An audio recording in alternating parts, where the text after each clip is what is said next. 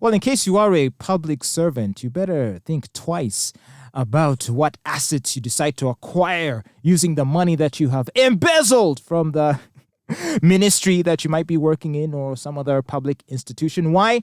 Because now the Inspector General of Government has tasked all public officials in Uganda to declare their wealth by March of 2023. By the end of next month, if you haven't fully disclosed and declared your wealth, if you're a public servant, you're going to be in big trouble.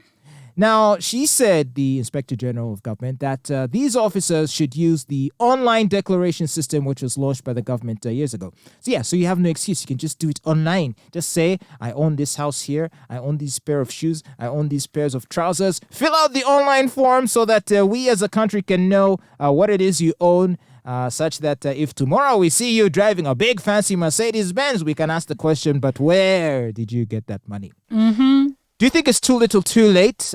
This Inspector General of Government, Olive, is believed to be toothless for the most part. Of course, that's what most Ugandans say. But actually, this is not new. Apparently, in 2021, Parliament passed the Leadership Code Amendment Bill, and it was turned into an act that imposes punitive measures on leaders and public officers who do not declare their wealth.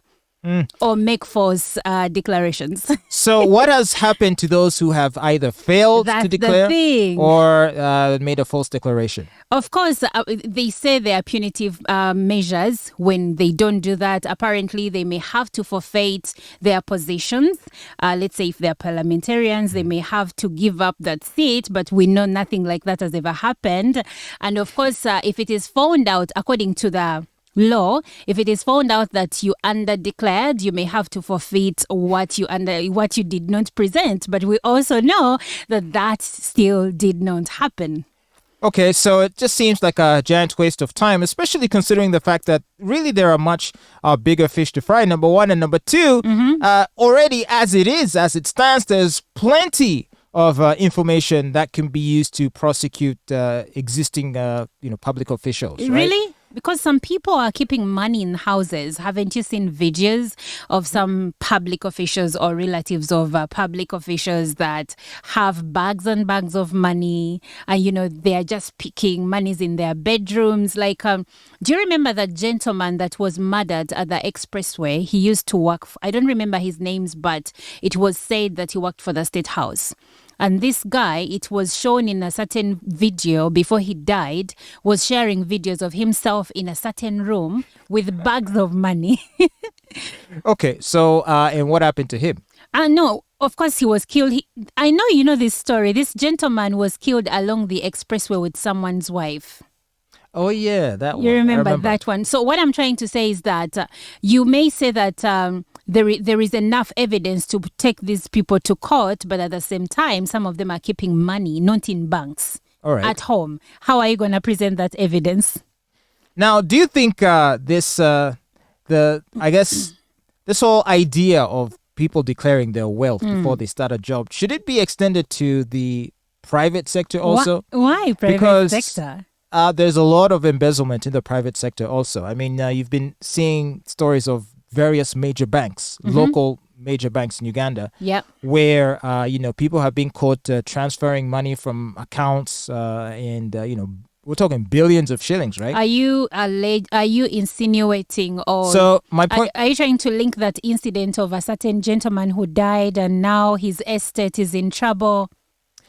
Well, I'm really just trying to make a general point and just querying why we would want to restrict it to the public sector. So, for example, if I'm a major bank in this economy, and you are being appointed, let's say, credit manager of the bank or in some position where you have access to accounts of customers and clients, shouldn't you also declare your wealth so that in the event that you're found to be in possession of more wealth than you did before you came in? Actually, I can use that as justification to have you investigated. Actually, banks do that because if let's say you're earning 10 million and the car you're driving is about 300 million, and the bank knows for sure that they pay you 10 million a month, and maybe putting everything together, leave allowance, 13th check, it doesn't still come to that kind of lifestyle, they're going to audit you. They will start looking into your money, how you deal with clients,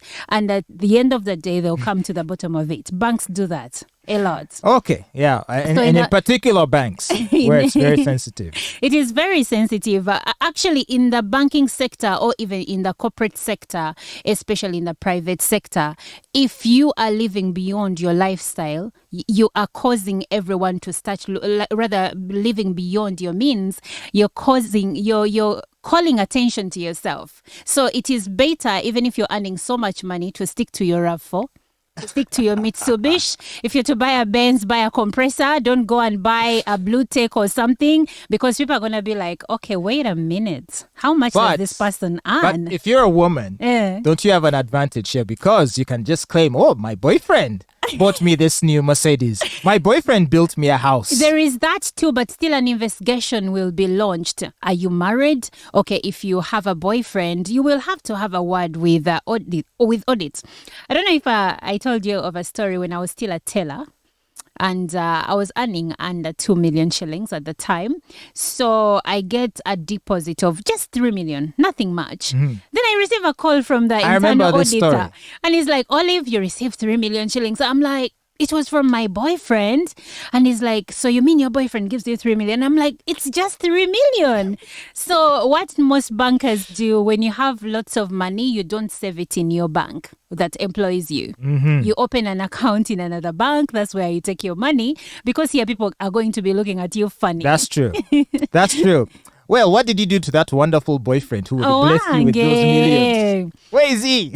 He gave me way more than 3 million. But that is the one that raised eyebrows. Can you imagine? There are such sweet men in this world. Who knew? But you keep telling us you're a giver. If I like her, I will give her. I mean, you're the guy who bought your ex a car just to thank her for being nice to you. That's true. So what are you saying? Yeah. I guess I'm also good.